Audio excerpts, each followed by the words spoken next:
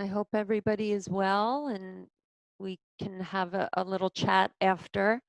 Let's see how we're doing. We have 2 more minutes, but I can't, let me just see. I need to look at my people. But last time I did that, I wasn't able to get back. Okay. I love Jody's setup with the fan. The outdoor fan. Oh boy. Okay.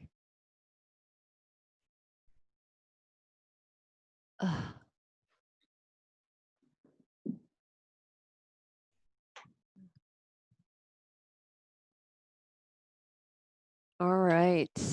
So we have 1 more minute to start. A change of scenery for me was incredible. And even a day trip, I highly recommend during the summer, because who knows what's going to be in the fall and the winter. So if you have your mics on, just mute them if you can. And somebody's mic is on, but I can't tell who. It's mic. Let's see. Can I tell who? Yes. I think Alma's coming in, so her mic will be, she's trying to get on. Hi, Cassie. Can you believe I forgot last night our meditation group again? Again, I've just been like missing stuff. Alma, you're here twice. Did you know that? Okay. So everyone mute themselves. Hi, Meg. Okay. So welcome. The 4 elements. Find a seat. And we only have 45 minutes. So I have lots to do with you. So find any comfortable seat. So either in hero's pose with the block, in between the feet, you have some room. Make sure this room hands between the outer hips and the inner ankles. Or if that's not happening for you, just cross-legged seat with 2 blankets or even a block, sitting on a block. And just starting with our intention. Our intention for presence, for showing up for ourselves, knowing the merits of our practice will not only bear fruit for ourselves, but for all those that we come into contact with. On a scientific level, what we're doing in the practice, this unraveling, this bringing attention and love to our bodies, help to unravel tangles of emotions that we've been holding, just allowing us to be more present with ourselves and therefore more compassionate. So today's first pose, and I hope you got the playlist if you enjoy music. We are going to start with a child's pose, and I don't often, a lot of you in the studio would practice with a blanket underneath. So because it's warm out right now, and also you might have some things going on with the knees, that child's pose might not be so comfortable for you. I'm going to invite you to do frog. And frog is a much more intense pose, but it doesn't, there's a little more openness in the, you're not right on the knees. And so that might be more available to you right now. So if you're okay with child's pose, bring the big toes together. You can do different variations by, if knees are bothering you, you can take a bolster and make some space using the bolster.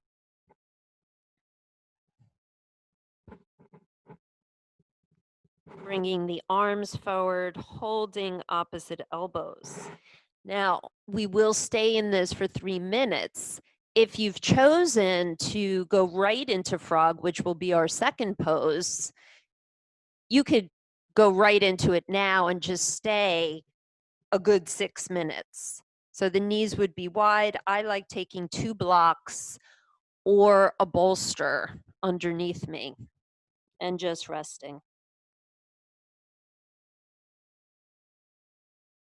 Just coming into the body, being here. Starting with this quality of earth. So this elemental practice is a practice that is in the Satipatthana Sutra, which is the 4 foundations of mindfulness. It's to create what is called shamatha, which is translated as calm abiding. So you really can't have any kind of clear vision or insight until you bring the mind and the body into what is called calm abiding. And there were many different practices that the Buddha suggested. And one of them was to explore the 4 elements that our environment has, to explore it both around us and in us. And he would start with the first exploration using the breath. And so this pose I chose first. So you have about 1 more minute in child's pose before you transition to frog. So I chose this pose starting with the earth element. We know that there are many Chinese channels that run through from the feet to the groin. And the earth element are under our feet, so you could bring your attention to your feet, the bones of the feet, the heaviness of the bones, connecting with the ground underneath you. Offer the weight back to the earth. And at the same time, you feel the buoyancy of the body, taking in the sense of your whole body laying on earth.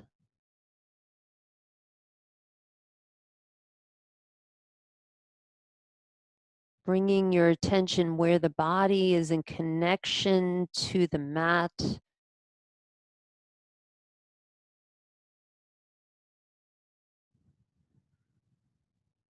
And then when you're ready, we're coming out of the child's pose and entering into frog pose. So getting the proper support for yourself. And if you're still in frog pose, staying there and seeing maybe you can even get yourself deeper.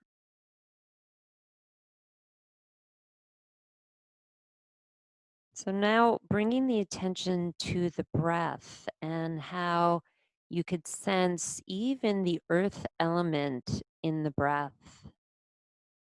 You do that on each inhale, finding how the breath actually takes a shape an earthly shape within the body when you breathe in, and how that shape disappears as you breathe out.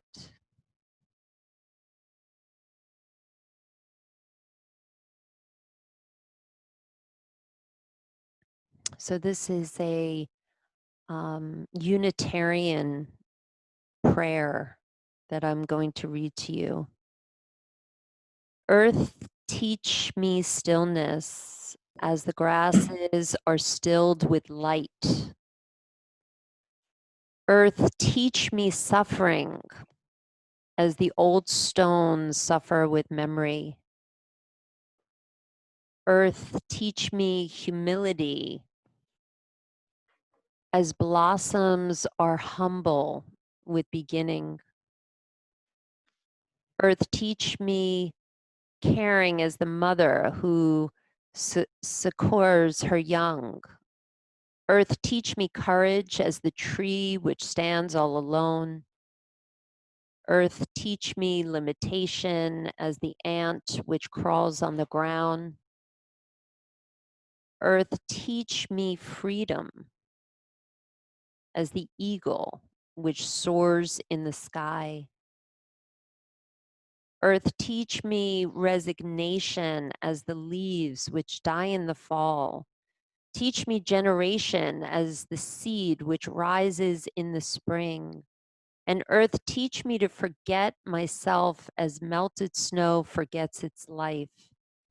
Teach me to remember kindness as dry fields weep with rain. So from here, we've been in this quite some time. You're going to walk the hands back. We really were in it like 8 minutes if you were in frog. So start to bring the knees together slowly. Good. And we're going to slowly, because we really feel the yin poses as we come out, we're going to set up into swan pose. So I'm starting with the left leg, and you have many choices. You can use a blanket, and I have our strap, and I'll show the variation in a moment with the strap, but this is pose 1. If you happen to have a bolster, this is a nice variation that for some people they feel it's easier, and for me I feel like it's harder sitting on the bolster like this. I find it's very intense. And remember, have this strap nearby because I'll show you that variation. Now, if none of this is working for you today and you are feeling a lot of intensity, this is your pose. And then this is your pose. Or you could even do the pose on the bolster. I love this. This becomes very intense with the added height. Now, if you have landed in your swan pose, and it takes a moment or two to get into the pose, right? And you want to add the strap, you can take the strap. Remember, I had you do a big loop, and you put it over your shoulder.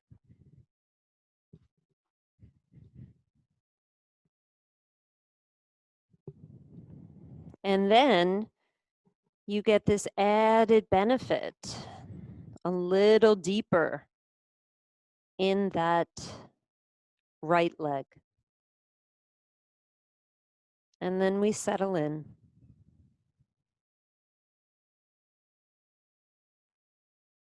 Just being with the pose.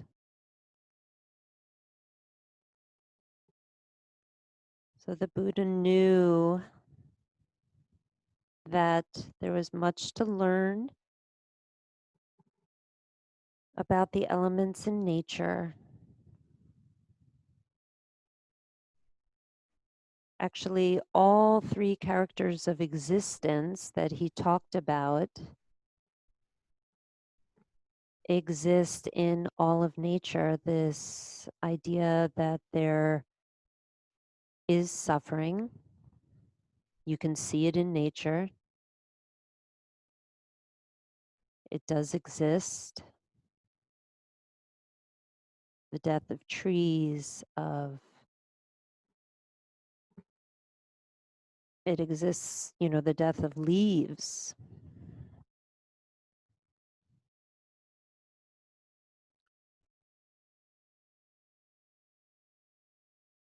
The second is characteristic of existence. You see in nature is this idea of impermanence, how everything is always changing.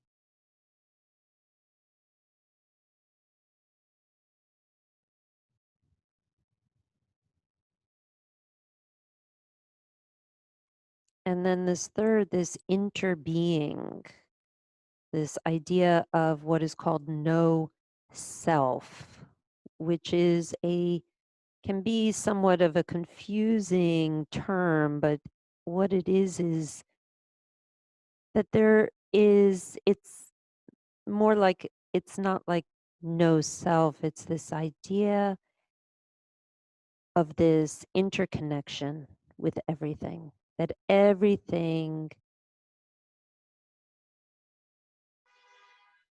affects everything else.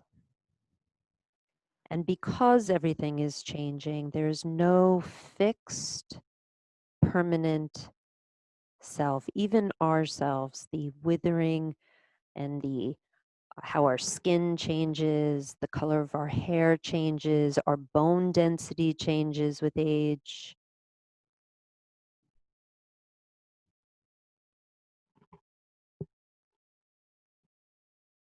So now you're going to start to bring yourself out of the pose. That was about 4 minutes. Release the strap, and then we'll slide the left leg back. And I'd like you to take, if you haven't already, rolled up that blanket. And I want it to be under the diaphragm here.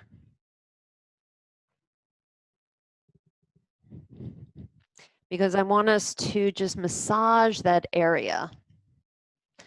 Unless it's too uncomfortable, you can just take it out if that's just not working for you. But I wanted this little massage for our diaphragm, even going from left to right. Going into, we know that this Sphinx pose is all about the water element, the kidneys, the water in our body. Kidneys that we're really affecting right now, located in the lumbar spine here. So you might feel that squeezing in that area.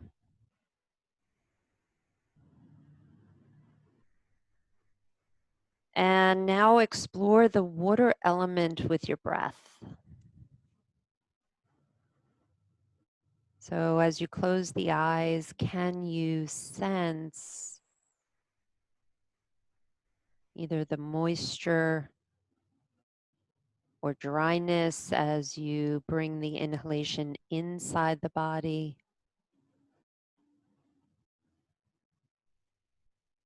And how does it change when the breath exits the body? Is it more moist or drier?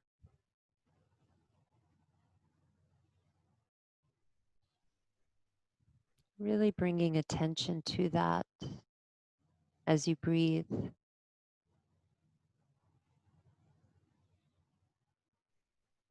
And then starting also to scan the body of the water element within the body. All the fluids that this body contains were made up of 62% water. If you'd like, go a little deeper into the pose, just turn the hands out and straighten the arms. You could bring the shoulders up.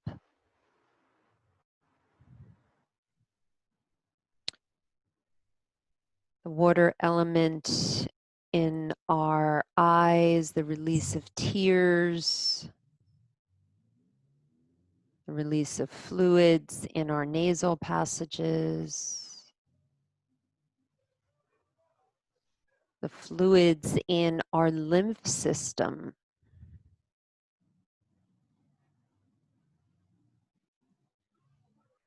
the fluids released and the phase changes that occur when we move the body in our synovial fluid, in the joints. And of course, the exchange of fluids that leave the body to help us rid our body of toxins and things that the body doesn't need.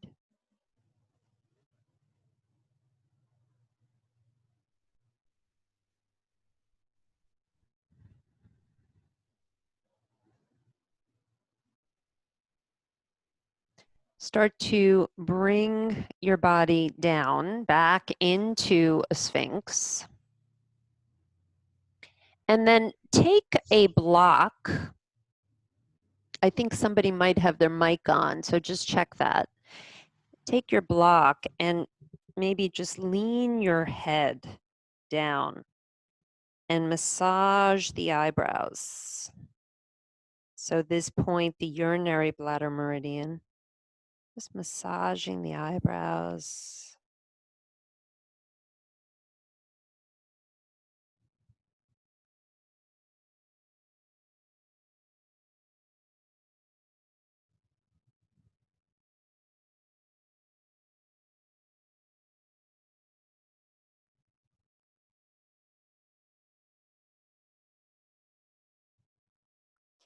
And then release the block. And we are heading onto our swan pose on the right side. So just first take the hands down. Let's take a child's pose if you would like, or even a downward dog, whatever the body needs right now before we enter into swan pose on the left side. And of course, all the variations that I had shown might be appropriate for the body. So the normal that I showed is the left. So we're doing the right side now. So setting yourself up again, either a blanket, maybe we use the strap, maybe even the bolster, or maybe, again, we are not doing that at all and coming onto our back and exploring this pose.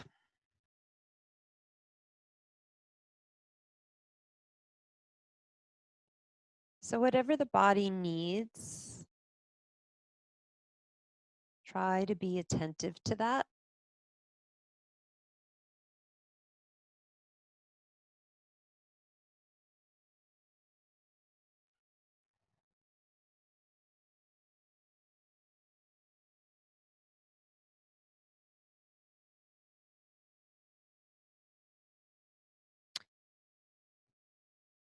One of my favorite writers of nature is, of course, Mary Oliver, but Wendell Berry as well.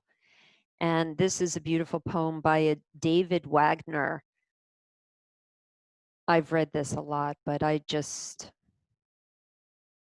it's called Lost. Stand still. The trees ahead and bushes beside you are not lost. Wherever you are is called here, and you must treat it as a powerful stranger. Must ask permission to know it and be known. The forest breathes, but you need to listen. It answers. I made this place around you. If you leave it, you may come back again, saying here, because no two trees are the same to a raven, and no two branches are the same to a wren. If what a tree or bush does is lost on you, then you are surely lost. Stand still. The forest knows where you are. You must let it find you. So we have one more minute in the pose. Whatever you've decided to take,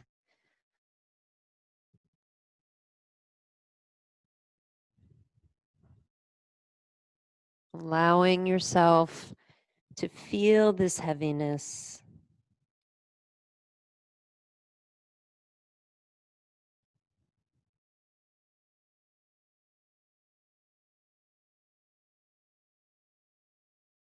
Noticing if the body is still holding on. It could be as subtle as the back foot not wanting to let go.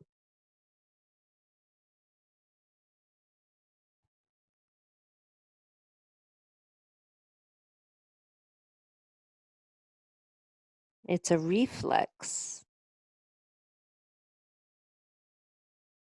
There's certain reflexes that we learn very young, like the grasping reflex. You know how a baby grasps onto a finger?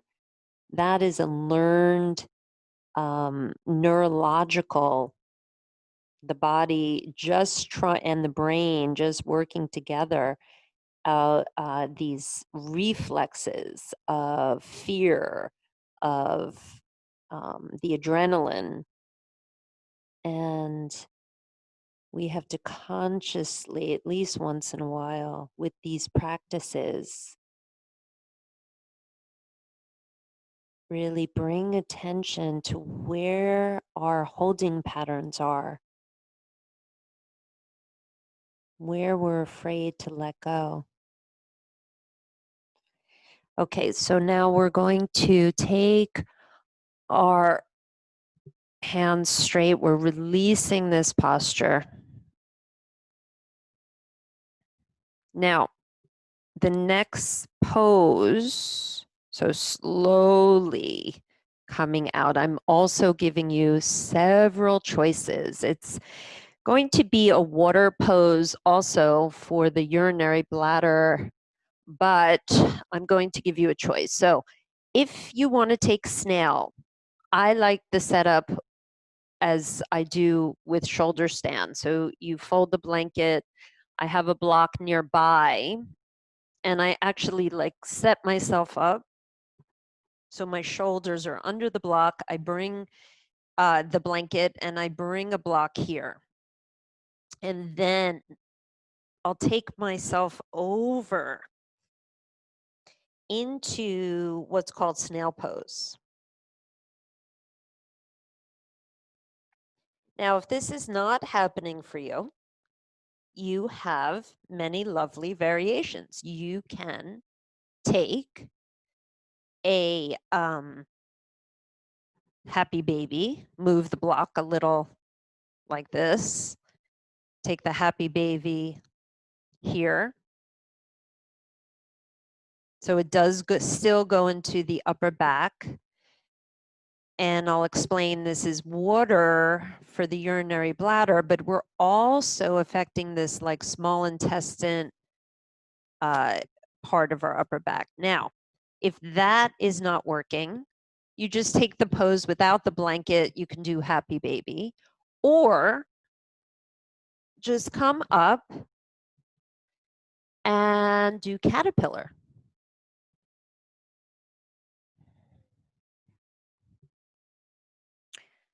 And if that's too much for the hamstrings, you can take the legs a little wider. So it's all good. We're here for about 3 minutes.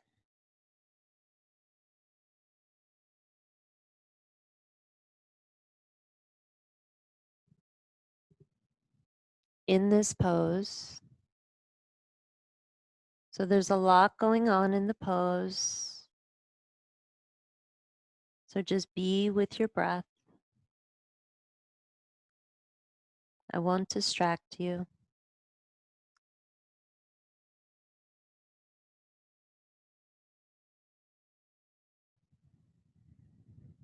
And in this posture, even in snail, it's quite confusing but interesting to look at the air, the element of air in your breath.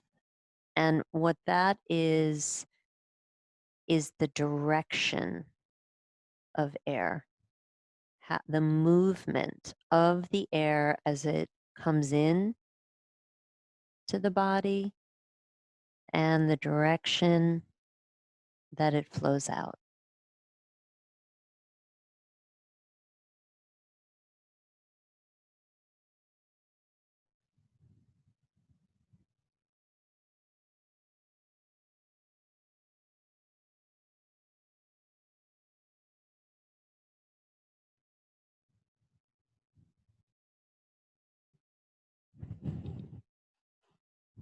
So just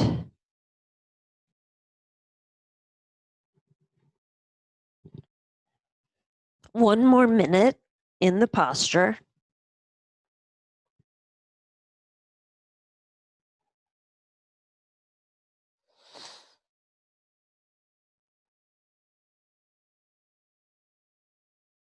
If you're in snail and the arms are able to go by the feet, you can start to press the bottom of the feet.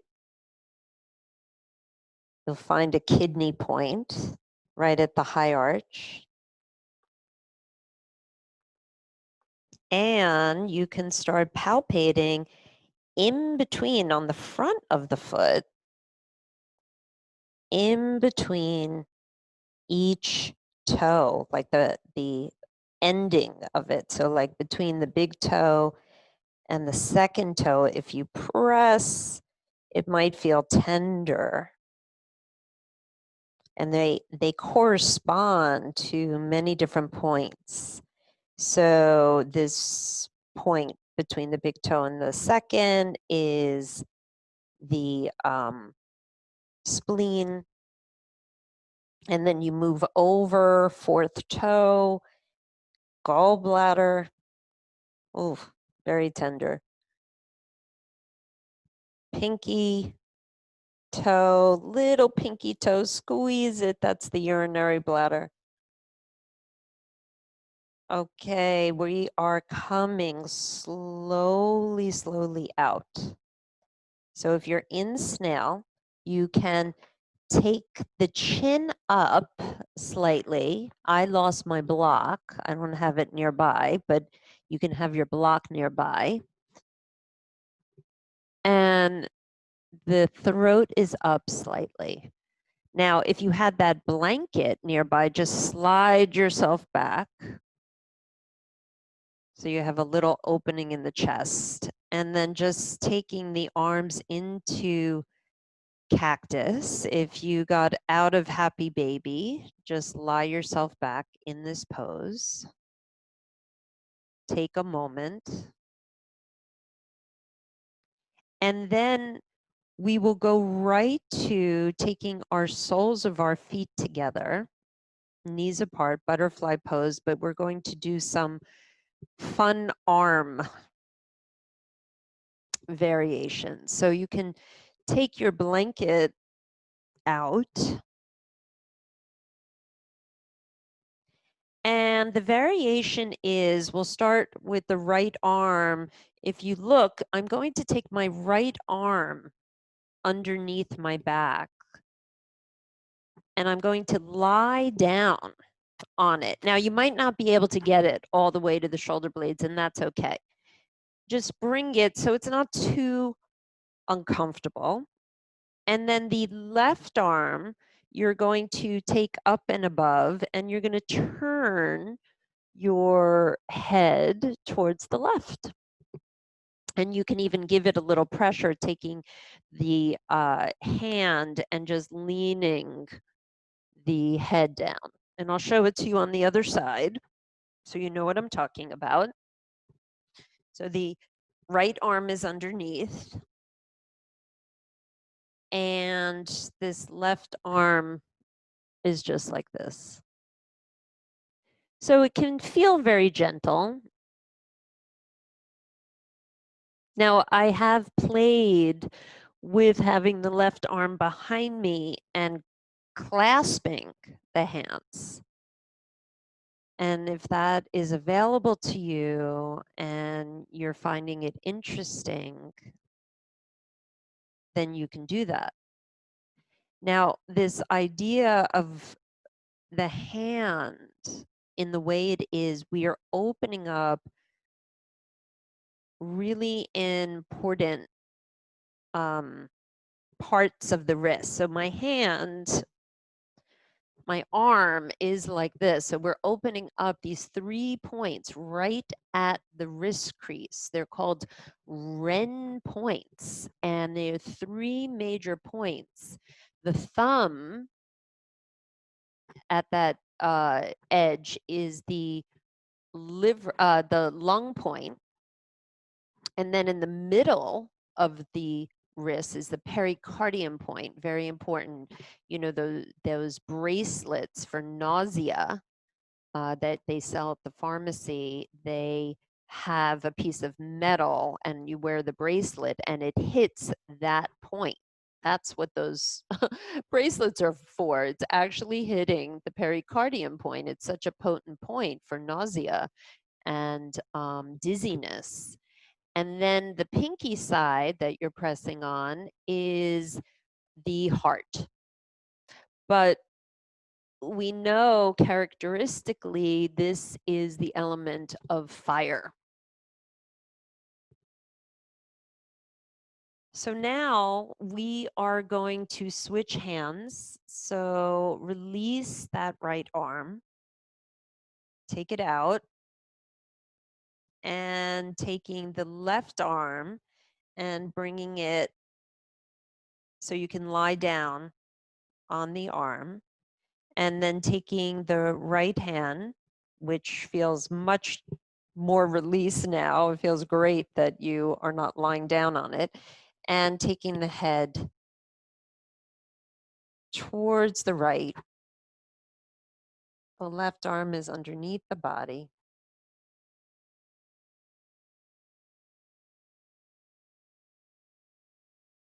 Now, what if this is just not happening for you?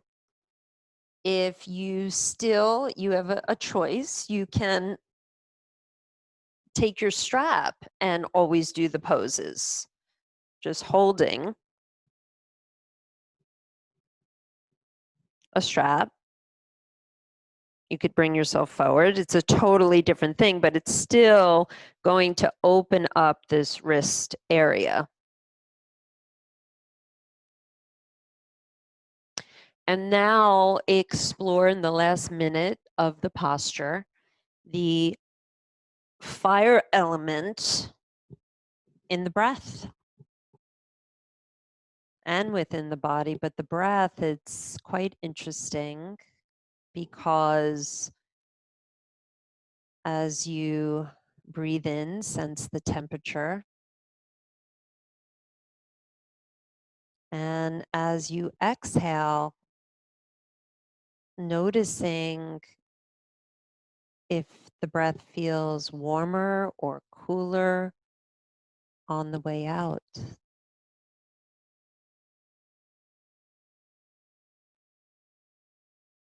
And then also investigate how this fire element really works in the body. I mean, our temperature is 98.6. That's kind of warm. And the ability for our metabolism to work, that heat quality that metabolizes all the earth that we bring into our body. And that is clearly what we're bringing in is earth.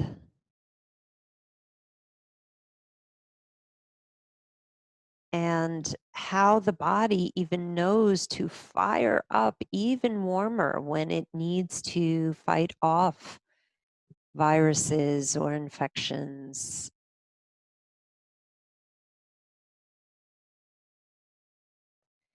So from here, we're going to take the arm out. Take both arms out to the side. Our last set of poses. Just take a moment. We'll bring the knees into the chest and then raise the legs. Flex and point the feet. Circle the ankles a bit. And then wrapping the right leg over the left. Just being here. And then we'll come into a twist. So just shift the hips over to the right and take the knees over to the left. Now, if this is too much with the legs twisted, you can just open up that twist and even take the right knee a little higher or even release the left leg, whatever your body needs. And now taking the right arm, the wrist in line with the shoulder, maybe turning the head towards the right. So exploring the full movement of the cervical spine.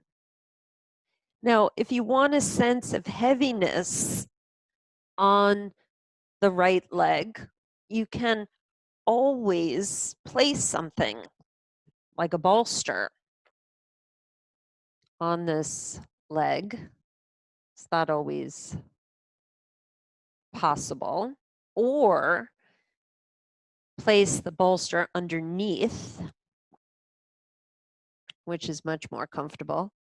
The sandbags work wonderful for that first variation. And then just being in the twist.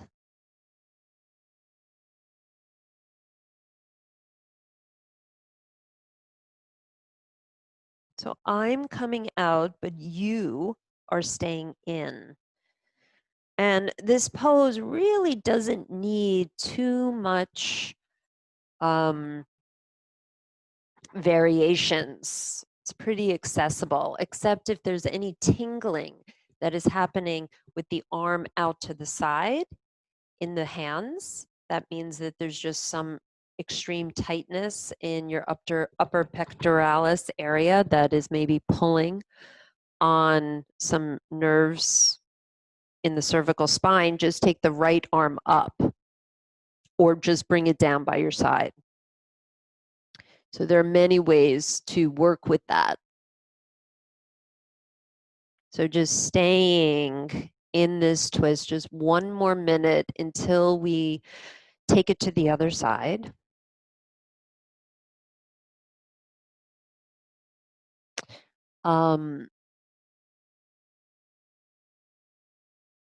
John O'Donohue actually wrote a book on the elements. And I'll read you a little preface from his book. It's called The Four Elements. The earth is our origin and destination. The ancient rhythms of the earth have insinuated themselves into the rhythms of the human heart. The earth is not outside us, it is within, the clay from where the tree of the body grows. When we emerge from our offices, our rooms, our houses, we enter our natural element. We are children of the earth, people to whom the outdoors is home. Nothing can separate us from the vigor and vibrancy of this inheritance. In contrast to our frenetic, saturated lives, the earth offers us this calming stillness. As we see, movement and growth in nature takes time. The patience of nature enjoys the ease of trust and hope. There's something in our clay nature that needs to continually experience the ancient outer ease of the world. This earth helps us remember who we are and why we are here. So slowly, you are going to open up that twist. And this is when we really feel the pose, especially in that thoracic part of the spine. So good for our spine. And then taking the legs back up, ending with our last pose. Just moving the ankles, taking the left leg over, and then taking the hips over to the left and taking yourself over to the right. And again, if you cannot have this grasp of the legs, just come into an easy twist. I like to make it a little more intense by taking the knees up a little higher.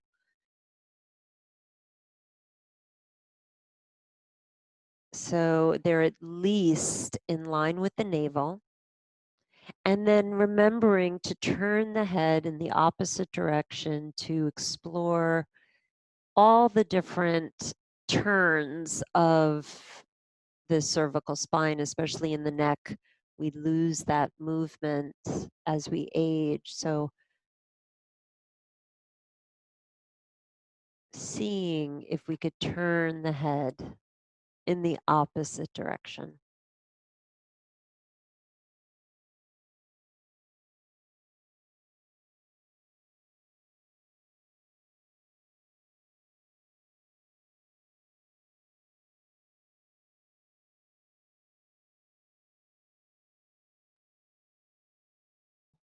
So I am running about 2 minutes late.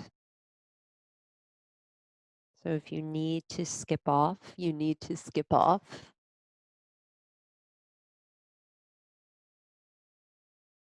But patiently, as Rilke says, I love this quote, patiently trust your own heaviness.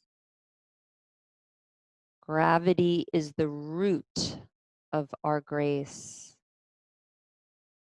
of all grace.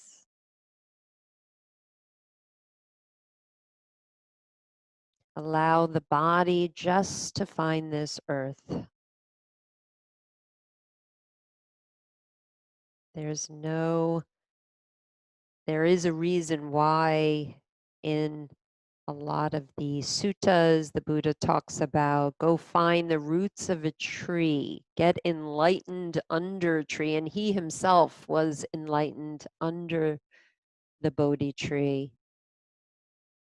And all the statues, there's the famous statue of the Buddha touching the ground. One hand touching the ground, one hand at the belly. So knowing this earth coming from and returning to this earth. So you will unwind at this time. And I'd like you to find your Shavasana, whatever that entails.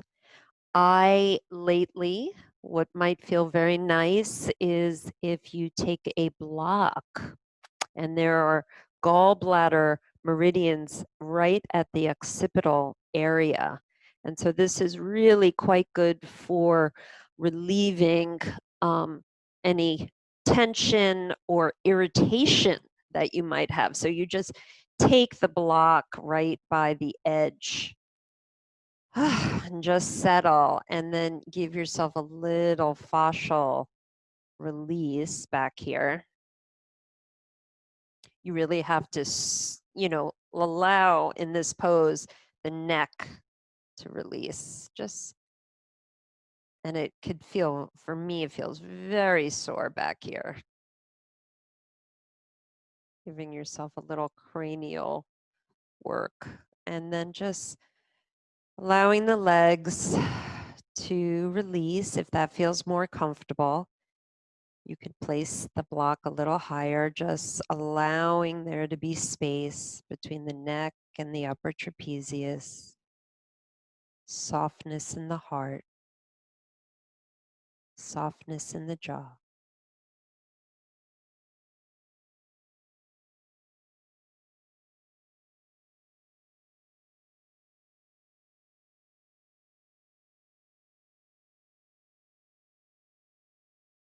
And then you can remain here and linger. Thank you so much for joining.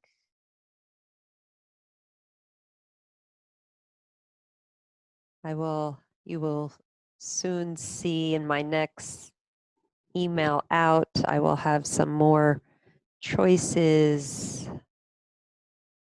to meet your schedule as far as keeping the recordings or ordering the recordings if you can't make this time on Wednesdays. So turn yourself to the side when you're ready, pressing the hand up to come up to sit.